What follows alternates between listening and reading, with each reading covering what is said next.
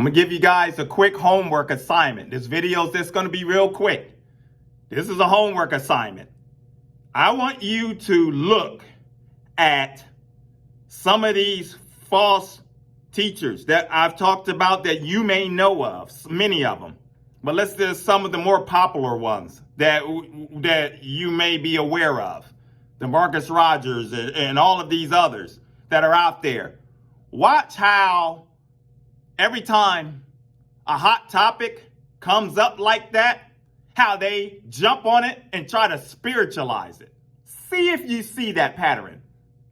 See if you see it, and then put it in the comments and let me know. See, because that's the thing. You know, the thing with this YouTube thing is all about the algorithm stuff. If you really want to get a video out there and maybe the algorithm catches the trend and then gets more views, this and that, and all of this stuff. So people will make, and that's fine, because there's other types of channels where you can do that, or if you're you can do that and take advantage of that.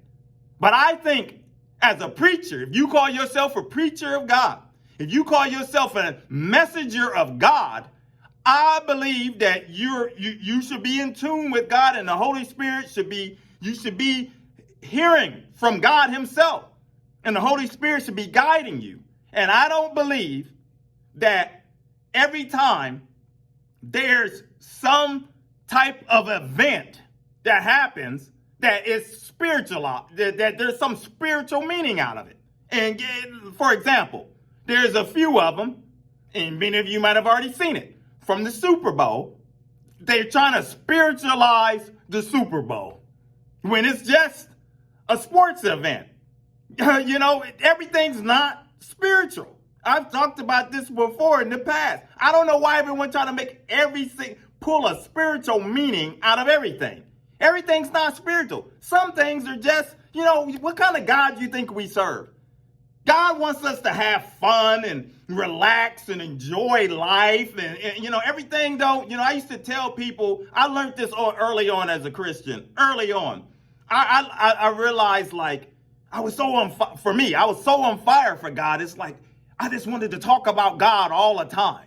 And then I started realizing, like, you know what? You know, I need to be careful with that, because it's okay to love God, but my every conversation doesn't have to be about God. You can talk about sports. You could talk about current events. You could talk about other things. You can actually have a regular life, enjoy and love God, and still be part of, you know, society. You don't have to be this where they're so radical, where you're just constantly Bible bashing and because really that's kind of like where I was at that point. You know, I'm constantly passing out tracts and doing all this stuff. You got to find out, you know, about God, which is good. I was on fire. But as I matured and started knowing, you know, the Holy Spirit will lead you. You can have a regular conversation with people, and the Spirit will lead you into talking. You don't have to just, boom, always, you know, bust the Bible out on somebody and always, you know, and come across as you self-righteous. You got to watch that. See, but these people out here, these false teachers, and a lot of them out here, these messengers, look at the pattern of them. So many of them. Every time you look up, oh, there's some type of meeting off of this. See, God is doing this. God is doing that. God is, you know, yeah, this is happening. That's happening right there because of that. And it's just, like I said, it was just the Super Bowl. They're trying to make a big meaning out of that.